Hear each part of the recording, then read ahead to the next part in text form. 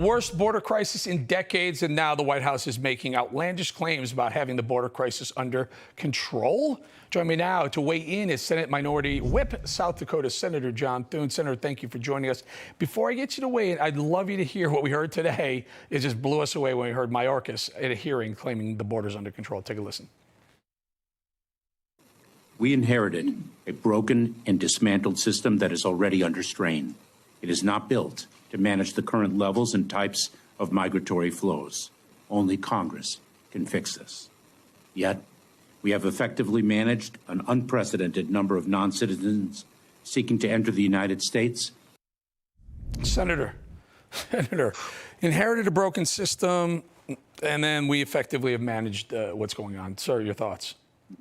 Well, that's fantasy land, Eric. I mean, think about it. These guys came to office at a time when the number of border crossings on any particular given day were about 1,600.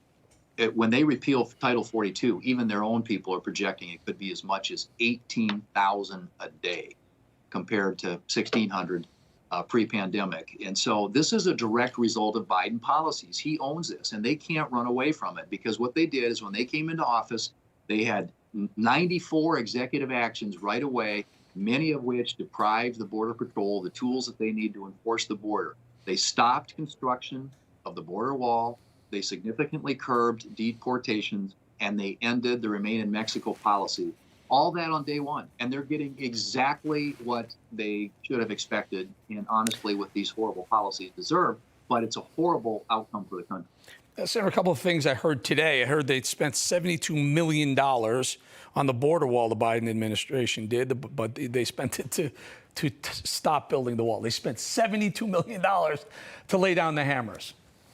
Yeah, well, and it really is, Eric. And I talked to Border Patrol officials down there, and they tell you that the wall is an important part of deterrence. I mean, if you want to turn people away, having a barrier, not only because it stops people from getting over it, but also slows them down enough the Border Patrol people can apprehend them. I'm telling you, what the Border Patrol is warning us about is if they repeal this Title 42, which they're talking about doing right now, they're saying that Border Patrol is that it will take 9 out of 10 of their agents off of the border and have them processing migrants. Think about that. All the bad stuff that comes across the border, sex trafficking, human trafficking, drug trafficking, weapons trafficking, a lot of bad stuff. And they're going to be stuck processing migrants because this administration has decided that they essentially want to have an open borders policy. Yeah. Senator, I thought with the crisis that's happened, 211,000, 12,000 last month, and the numbers are just going to grow for the summer. I thought Mayorkas would be the sacrificial lamb. I thought that, the borders are, Kamala Harris can't find her. It's not working, whatever she's doing. So they need, I believe they have to send someone off into the sunset and blame it on them. How is Mayorkas still in the job?